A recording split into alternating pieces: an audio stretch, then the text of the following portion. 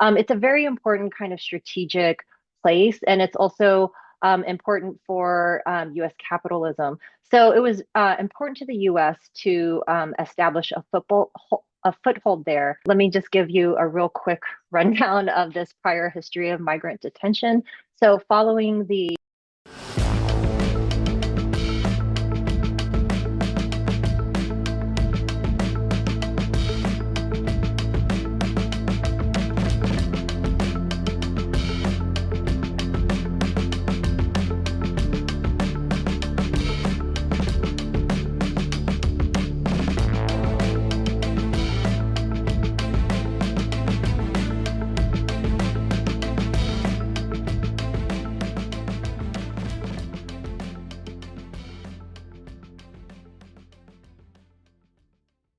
Hello and welcome to another episode of India and Global Left. If you are new to the show, please smash the subscribe button. Also consider becoming a YouTube member, a Patreon, or donate small amount in the link given in the description below. But the least you can do is to watch the show, hit like, shares, and comment. As the new US administration has made it clear that it is going to tighten its imperial screw in the Western Hemisphere, we are discussing Mexico, Canada, Panama, Colombia, etc., etc. But what often goes missing is the small bay region in the southeastern Cuba called Guantanamo. It has more than a century of history of US naval base. In the 1990s, the detention camps of immigrants took the center stage, and following the so-called war on terror, it became the dreaded site of a torture chamber for quote-unquote enemy combatants. Joining me today is Professor Naomi Paik to discuss her work on Guantanamo Bay and place it in the context of US imperialism. Naomi Paik is an associate professor of criminology, law and justice, and global Asian studies at the University of Illinois, Chicago. Her two books are Rightlessness, Testimony and Redress in the U.S. Prison Camps Since World War II, published in 2016. And her second book is Bans, Wall Raids, Sanctuaries, Understanding U.S. Immigration for the 21st Century, published in 2020. Professor Paik, welcome to India and Global Left. Thank you so much for having me. I'm really pleased to be here. Just for our viewers, if we could start with how did the US occupation of Guantanamo begin, that would be great.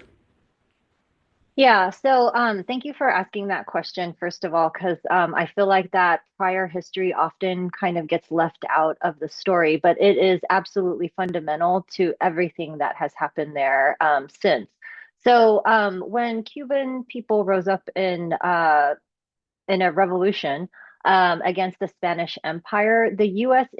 intervened and entered that struggle for liberation kind of as these imperial saviors of the Cuban Revolution, and then kind of asserted itself against the Spanish Empire, starting the 1898 or resulting in the 1898 Spanish-American War, which the U.S. Won, and then ended up taking over Spanish colonial territories like Puerto Rico, Guam, the Mariana Islands, and other territories.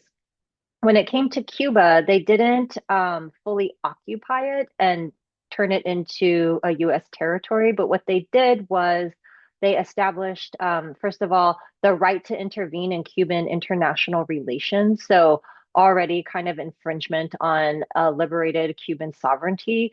And then the other thing they did is that they leased the Guantanamo Bay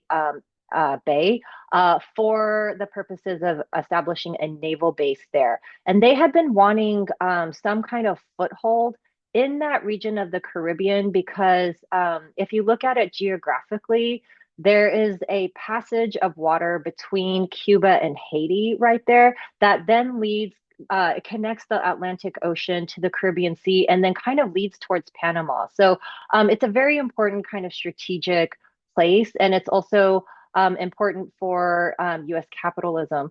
So it was important to the US to establish a foothold there. And that's what they did by leasing Guantanamo Bay for the naval base.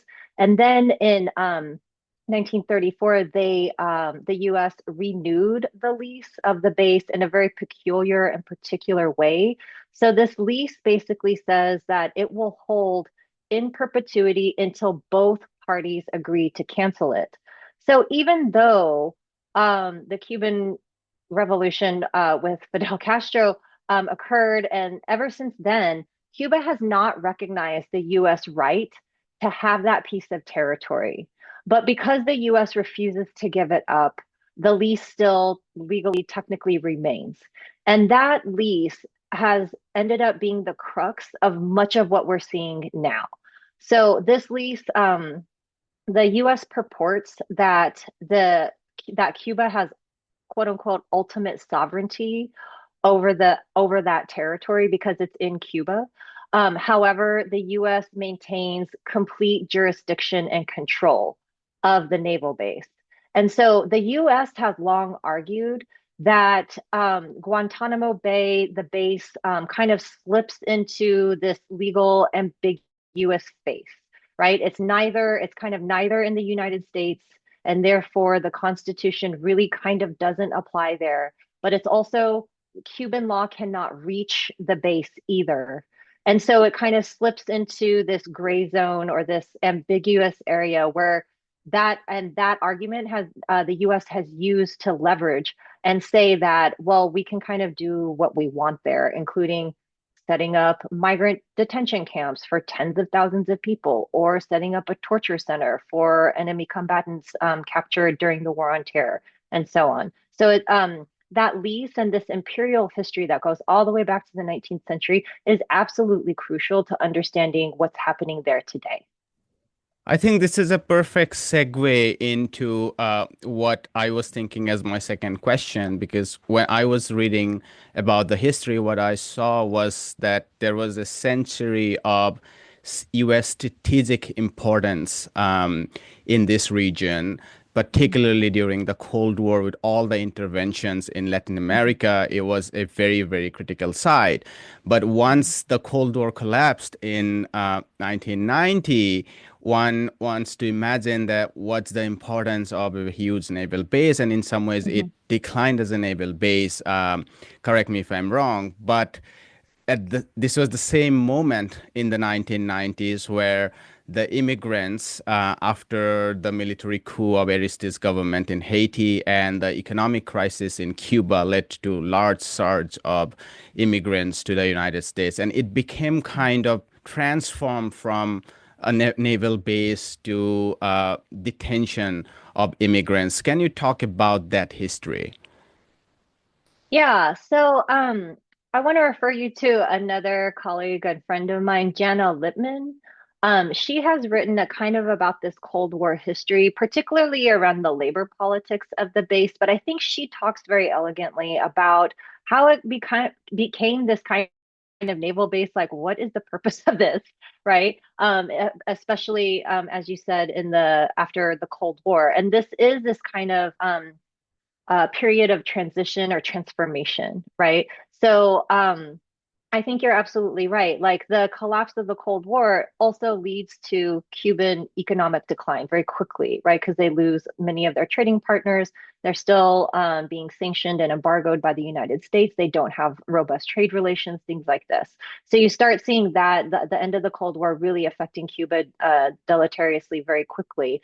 And at the same, not that long after, you do have this we have widespread violence all through Haiti following the coup d'etat against Jean-Bertrand Aristide, right? And so you kind of have you have a base that has become less explicitly useful in terms of military imperialism, but it becomes very useful site, right? Because it's not in the United States, but it's in the Caribbean where we are seeing more increases in migration, often sudden and all at the same time because of these political conditions.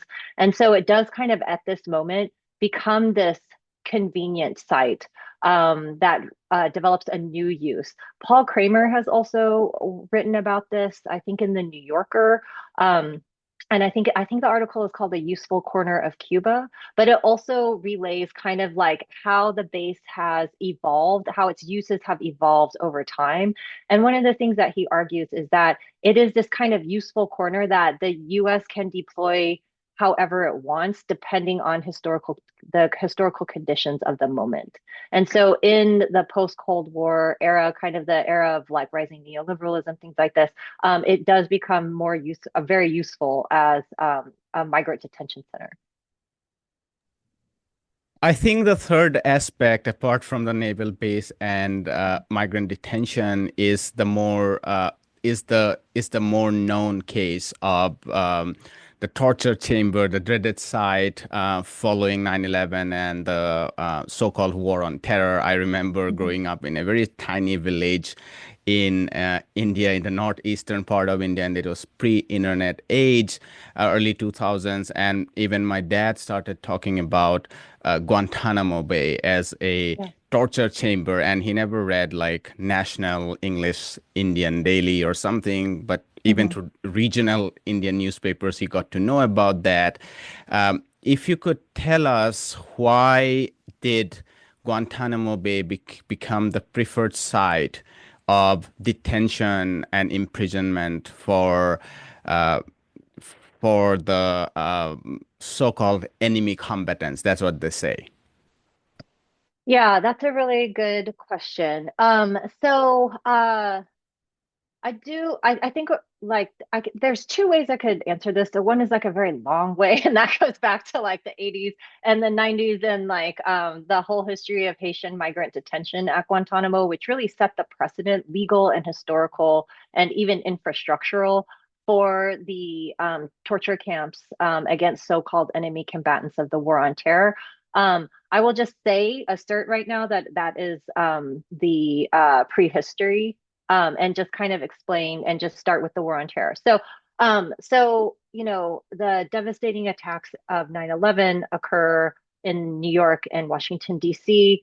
George Bush is president, and we have this very vengeful kind of response to those attacks, right? And basically use the kind of devastation and horror and mourning and our grief and turn it into kind of like this endless rage, right? That and make the whole world the target of our endless rage. So we have permanent warfare that is absolutely global in scope, right? So it's never ending and no limits in terms of space either. So, as we very soon after 9/11, we invade Afghanistan, as well as going into other parts of the world and picking off people from different kinds of terror watch lists that had already been developed well before 9/11, and start picking up people. And then the question becomes, what do we do with people that we capture in this so-called war on terror? And so Guantanamo becomes kind of a place of a convenient place, partly because of that prehistory of migrant detention. So I just told you about this whole kind of slippage between the US complete jurisdiction and control and Cuban ultimate sovereignty from that 1934 lease renewal. So there were also legal precedents set with the Haitian migrant camp, which I'll talk about later, but there were legal precedents that basically that left Guantanamo Bay kind of open-ended, still ambiguous, not really settled in constitutional law. Like, does the Constitution actually follow there? Like, what are the rights that people detained there have? It was still very ambiguous. And so some legal members or legal team members of the Bush administration wrote all these copious memos, basically arguing that Guantanamo was the least worst place to detain so-called enemy combatants of the war on terror, right? Because the reach of the Constitution, the reach of the courts was ambiguous there. And we thought that we could hold them there, or the US argued that we could hold them there basically outside of the reach of the Constitution, outside of the reach of any international conventions we had signed, like the Geneva Conventions, international human rights law, and things like this. And so it just became this kind of site that was kind of legally carved out. It seemed legally carved out for them to enable the US to do whatever it wanted to the people that we swept up and then sent to Guantanamo. Can you talk a little bit about the response of the immigrants and also if you could add the US activism, whether it's human rights or immigrants' rights activists, how they have responded, and has it built any pressure on the administration to close down some of the detention centers or at least the prison center? I remember there were court cases that also admitted that habeas corpus is due for these people, and Obama also signed an executive about closing down these prisons, which was vetoed by, I think, in the Congress. Can you tell a little bit about the pressures from below that have been exerted on the administration? Yeah, for sure. So just as in any other case where there is repression and oppression, there will be resistance. So that, of course, holds true for the Guantanamo War on Terror camps. So, legal organizations like the Center for Constitutional Rights, for example, they opposed and pushed back very quickly. But having said that, when the camps first opened, there were a lot of legal justice or legal aid organizations that would not go anywhere near a Guantanamo case, right? Because these were the people ostensibly responsible for the worst terrorist attack that had happened, right? And there was so much kind of demonization of those people. Do you know what I mean? And so they were not seen necessarily as people, as humans, as subjects of rights, as people who deserved legal, like a fair legal process at all, right? And so I think that is actually instructive for the moment that we're in now, when a lot of liberal and some semi-progressive organizations are really on their back foot and not really knowing what to do to push back against the current Trump administration. But that was also the case in early 2002 when the camps first opened. But there were organizations like CCR, and then internationally as well, like Cage International, and other organizations that were advocating for at least legal due process in the camps, at least, right? So we just swept up hundreds of people, not knowing exactly who they were. Some of them ended up being people who were on the side of the US but got swept up or sold as from bounty in exchange for bounty to US forces. So all of these things are happening, but like the only reason that, for example, that we found out even the names of the people who were detained is because of those legal challenges. So we did not get a list of who was in there until the Russell v. Bush case came out, right? And so that case kind of said, okay, the detainees, it's not fully beyond the Constitution. They at least have habeas corpus rights, right? And so as a result of that case, the US had to release more information about who is there. And from that point, more legal aid organizations could get involved because then they could find clients. I mean, that was part of the Was it hard part. was it 2004 or Russell v. Bush, I think it's 2000. I can't remember. I think it is 2004, but okay. I'll have to check Anyway, on that. just Yeah. to place a Yeah. context for our viewers. But it Okay. was several years. It was several years that we did not know. And some of those early cases were from people who were citizens of countries like Britain or the UK. So they could have some kind of legal or political pressure on the US to release our people and things like this. And so those early cases were really important. But I also want to really emphasize that the people detained in Guantanamo also resisted the whole time. There were organized, coordinated acts of resistance from the inside from very early on in the camp. Things like even negotiating with the camp commanders to improve certain kinds of conditions. There were hunger strikes very early in the camps that have followed the whole history of Guantanamo's existence, right? And so those kinds of acts of resistance also sometimes, not always, but break through the kind of isolation of imprisonment in this imperial space, right?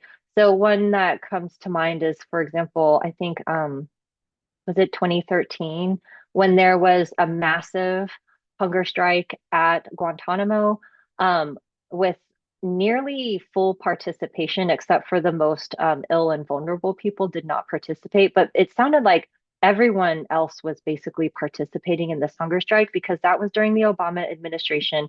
Very few people were getting transferred out, even though they had been approved for transfer for years.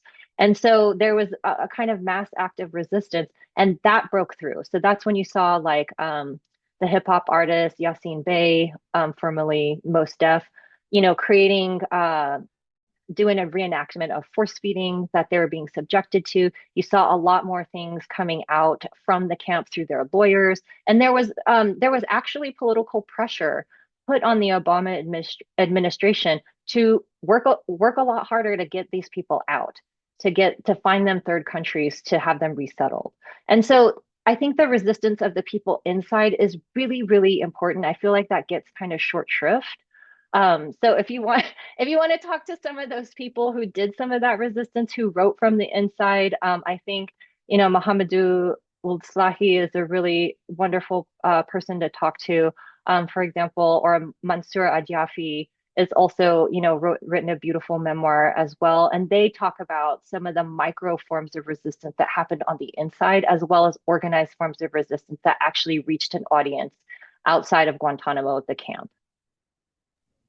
I wanted to understand why is the abolition so difficult given the number of detainees are a handful, if I'm not mistaken. And correct me if Mhm. I'm wrong. I looked up and it was intense.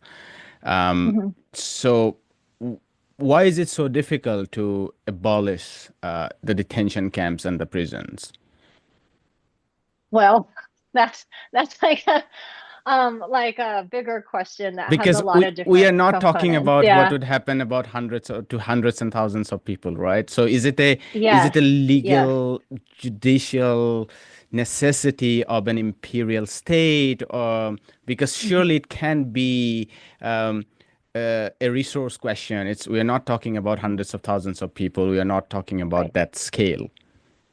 Right. So currently, there are 15 so-called enemy combatants of the war on terror detained at Guantanamo. That is separate from the migrant detention camps. Um, so I think one of the big issues is, like, over time, over the many years of its existence, is finding third countries, or finding countries that would accept these people that we have, whose names and reputations we have completely tarnished and completely shredded by their affiliation with Guantanamo. They didn't have to do anything wrong, but the fact that they were detained at Guantanamo affects the trajectory of the rest of their lives, in terms of which country will even take them to begin with, but also like employment issues, reintegrating into society, finding, uh, building new lives. We have made it very, very impossible, not impossible, but very, very difficult for people who have been detained at Guantanamo. So that's one issue, is that it's very hard to find third countries to resettle some folks. Some folks can't go to their home countries either because they will be persecuted there. So the Uyghurs of China cannot be sent back to China. And we know that. So we have to find them third countries. There are other countries that we don't trust to send back supposed formerly uh, enemy combatants to. And so, we've sent some to Latin American countries like Uruguay. You know what I mean? So that is also a problem. We will never allow them, any person who has been detained under the war on terror at Guantanamo, into the United States. So that was Obama's proposal when he signed that executive order saying that he wanted to close Guantanamo. That was his plan, to bring those detainees into U.S. supermax prisons. But that was a political total non-starter, to bring supposed terrorists onto U.S. soil, et cetera. So those are kind of one batch of issues. The other batch of issues is that The US is purporting that the people who remain are the really bad ones. So, out of the nearly 700 who have passed through Guantanamo, the ones who remain are actually really dangerous and bad. A few of them have been tried in military commissions. Some of them are still in the process, which is also complicated because some of the evidence that we have against them cannot be used in any kind of court situation because it's tainted with torture and other kinds of complications like this. So it seems like and this is an argument that has long been made, but we kind of created this problem that we can't solve, right? And so I don't know what the solution is going to be for those 15 who remain. I am hoping that they all get released eventually and that we can I think we need to give the land back to Cuba first of all, but at least close that camp with the 15 who remain. Do I think it's going to happen? Probably not during this administration, but I'm hoping eventually.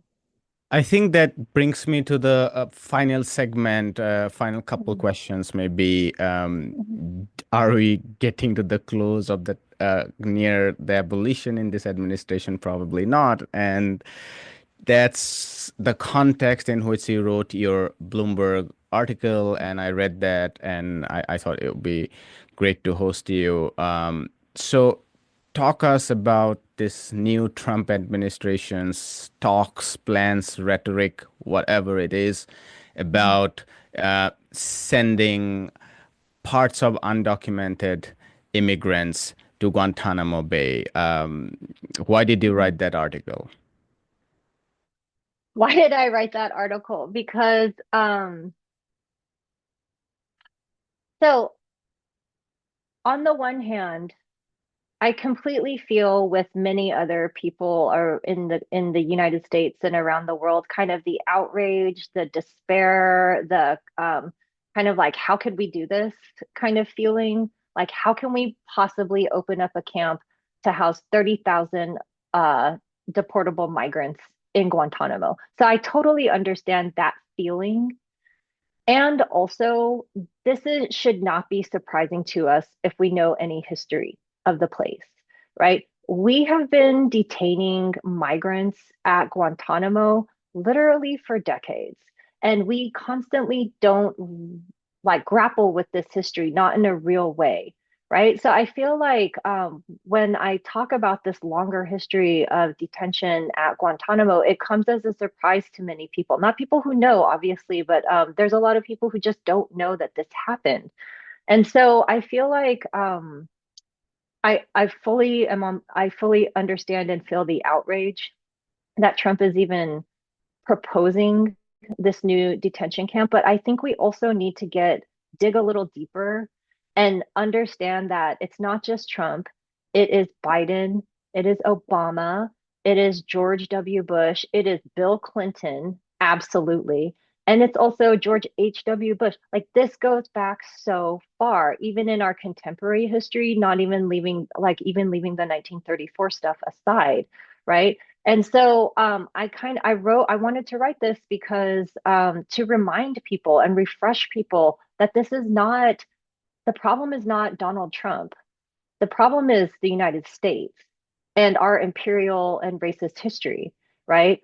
Our long-standing kind of imperial ventures all over the world, right? And I feel like those layers or those different sectors of US imperialism really get layered at the site of Guantanamo. So that's why I wrote it. I also want us to remember, we've been detaining people as we've been talking about this whole time. We have been detaining people at Guantanamo for more than 20 years continuously. And like it's no longer newsworthy. And yet, one of the things that I try to emphasize over and over is that detaining somebody with no real legal process, no real sense of when I get out, no real sense of that, like I get to tell my story and like make a case for my defense, like that alone, just that indefinite, it's not even permanent, the indefinite nature of detention, that itself is torturous. That itself leads to people, hurting themselves, taking their own lives, even. right? And so I feel like this deep need to kind of uh, remind people of these facts, right? The other thing is that, the original history of detention at Guantanamo was centrally about migrant detention.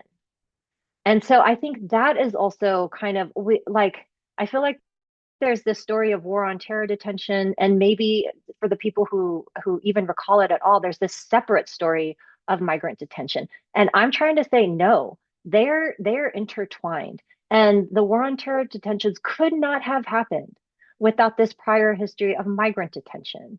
And so we need to think about these things together, right? It's not this new camp that is already being built is not separate from what's happening from the war on terror detention. Even the rhetorics, as I noted in the Bloomberg article, even the rhetorics are very similar. They reflect each other. These are the worst of the worst in terms of the enemy, so-called enemy combatants, or these are the worst criminal elements, the worst, criminal threats, illegal alien criminal threats in the United States. That's why they have to go to Guantanamo. And so I think we really need to bring these different histories together.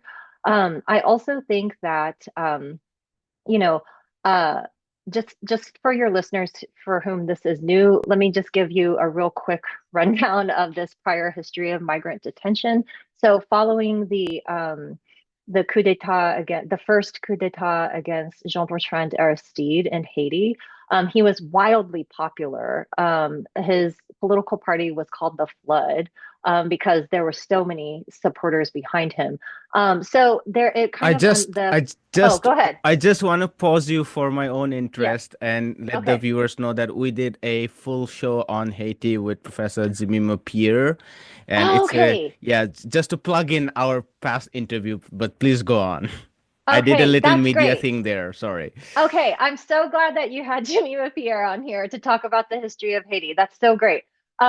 But yes, so after the coup d'etat against Aristide, like tens of thousands of Haitians started leaving the country to save their own lives. Many of them left by small boat.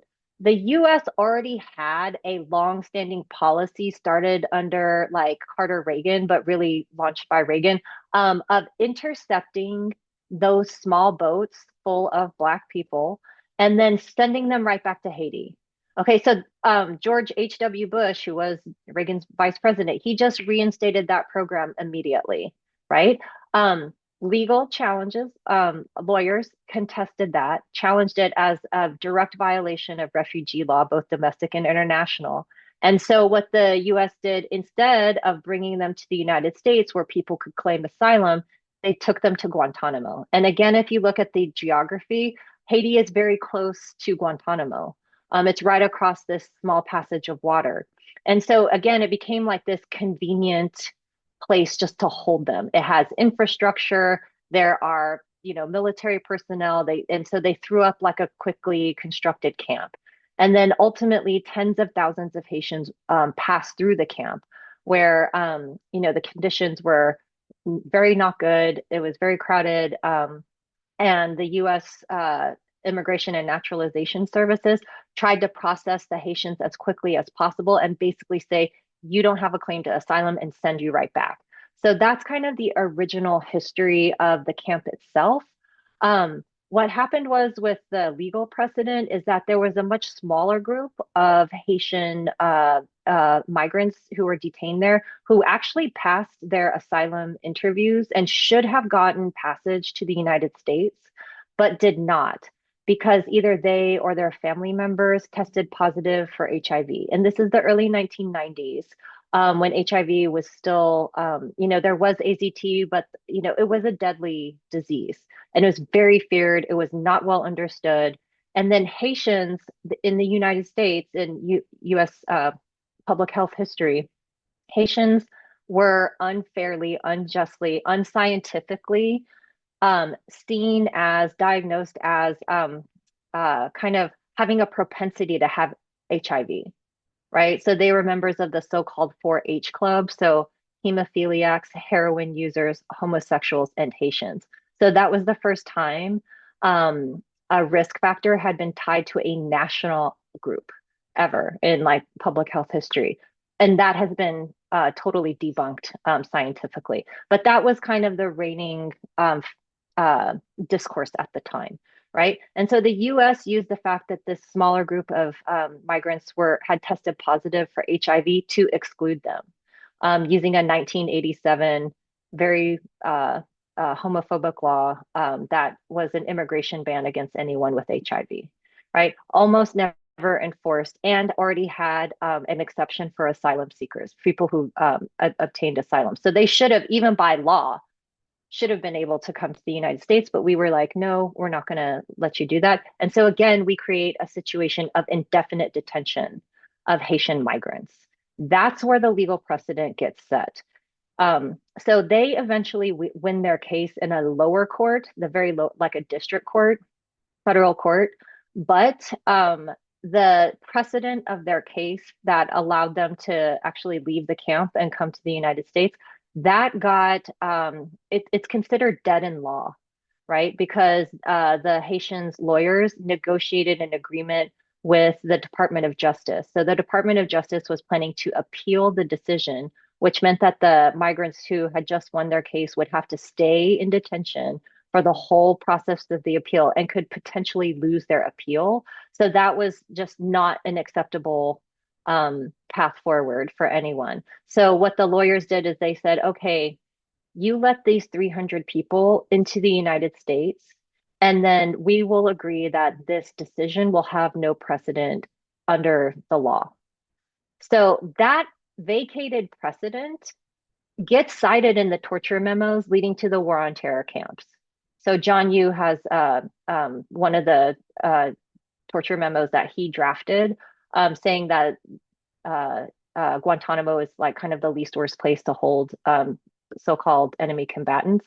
He cites that case, right? And so there is this kind of direct line between, again, migrant detention and war on terror detentions there. And so I really feel like we need to bring these conversations together of the demonization, the vilification of people that we have impoverished, frankly, right? Who leave their countries because of political violence we have fostered, right? To find life and safety somewhere else. And then the demonization and the vilification of so-called enemy combatants who weren't even enemy combatants. But even if they were, we have to think about what has the US done to foster the conditions that allow terrorism to emerge at all, right? What are the conditions that the US has fostered and encouraged that allow tens of thousands, that force tens of thousands of people to leave their homes and their lives and their families all at the same time? You know, these things don't just happen. We have a direct line in it.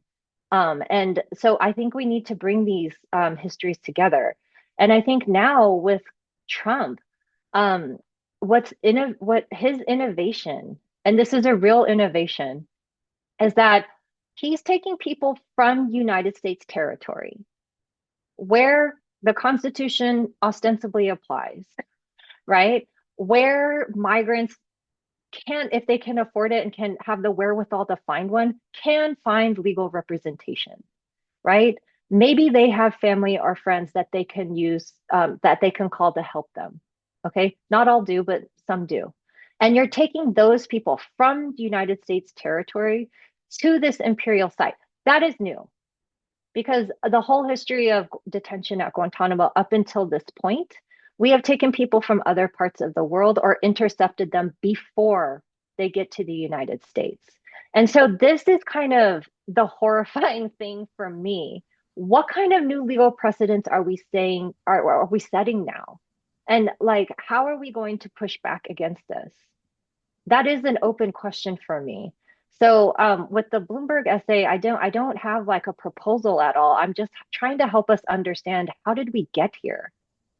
Yeah, I think two things stood out for me. One is that it's not just Trump, there is a long history, and it's not just the war on terror detention, but it's also the immigrant detention. And the other thing is, as you said, the earlier detentions were interceptions even before they entered. But now we are talking about deporting existing Mhm. people here, which can really swell up the numbers. I want to ask you something as my final question, and it's kind of moving away from detention to the history of naval base and geopolitics, given I know that's like not your expertise, but Mhm. I wanted to ask this because the naval base was very important during the Cold War geopolitics because the Mhm. United States had to police Latin America very strongly Mhm. and Cuba to stop communism from spreading in the region.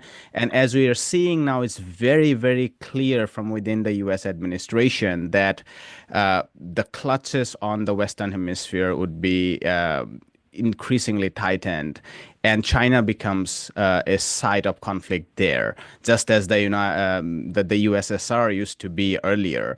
So, Mhm. given that, I think that uh, what you said is important, that we have to return the land to the Cubans. I don't Mhm. think that might happen in the near future, Yeah. given anti-China geopolitics would be so dominant in the hemisphere. So I just wanted to have your response about my understanding of the geopolitics from the Guantanamo's perspective. Yeah, I mean, I think you're absolutely right. Guantanamo has long served as a launching pad for interventions in Latin America. If you look at, again, the like a map of the Caribbean and Central America, they're very close to each other. So all the stuff that we were doing in Latin America with the dirty wars, a lot of that runs through Guantanamo Bay and so on. So um, do I see it? I think you're right. I think we need to return the land to Cuba. That is the original, that is the deep root from which all of this poisonous tree has like sprung. But do I see that happening? No, I don't. I mean, like think about all the US bases, military bases in the world. It is so hard, despite all of the amazing anti-militarist organizing around closing these bases, it feels like once one closes, another one just opens. This is the story of Korea, you know? Um, but I think that because of its strategic location, I think because the US is increasingly invested in migrant exclusion, detention, and deportation, I just don't see us letting go of this site. And I think like a massive, it's going to take massive people power to even get it on the table. And I just don't think that Guantanamo, even today with I mean, we are shipping people to Guantanamo right now. Like the tents are going, like it is right now. Like I didn't think it was going to happen as like within days of that executive order, but it is. And I think we need to grapple with that right now. And like we need to be pushing back. And I think part of the strategy of the shock and awe fire hose of the terrible that is the Trump playbook right now is we can only handle so much. Like I'm doing a lot of stuff just locally to protect the people in my community. And so, and this is the whole point of Guantanamo. Once you remove them from the country, who's going to stand up for them? Especially when there's so much disaster everywhere around you, you know? So I think part of that is part of the story. I also want to say really quickly that Caribbean migration and kind of these Cold War histories, the one of the like again intersect and again deal with Haitian migrants. Um, in a prior moment to the opening of the Guantanamo camp, there was another kind of mass migration out of Haiti. And instead of opening up Guantanamo, we opened up a Nike missile site in southern Florida that was originally kind of like directing its missiles towards Cuba in response to the Cuban Missile Crisis. But we opened up one of the largest and still standing and still notorious for having some of the most egregious abuses of migrant human rights called the Chrome Detention Center. Um, One of the stories that has made this detention center so notorious is Edwidge Denticat's memoir "Brother, I'm Dying," where her uncle actually perished um, in that detention center not that long ago. So again, it's this long history of like the layers of militarism, the layers of migrant exclusion and detention, all of them. It's not just about Guantanamo, it's about also the United States, right? And we have to think about these spaces as intimately connected and and these histories as always intersecting. And we can't like think about these things apart from each other. Professor Paik, thank you so much for your time. It was a wonderful conversation and glad to have you. Thank you so much. I really appreciated the conversation as well. Hi, my name is Ayushman. I, along with Jyotisman, have started this platform. In the last 2 years, we have tried to build content for the left and progressive forces. We have interviewed economists, historians, political commentators, and activists so far. If you have liked our content so far and want us to build an archive for the left, I have two requests for you. Please do consider donating for the cause. Link is in the description below. Also, if you are not able to do so, don't feel sad. You can always like our videos and share our videos to your comrades. Finally, don't forget to hit the subscribe button.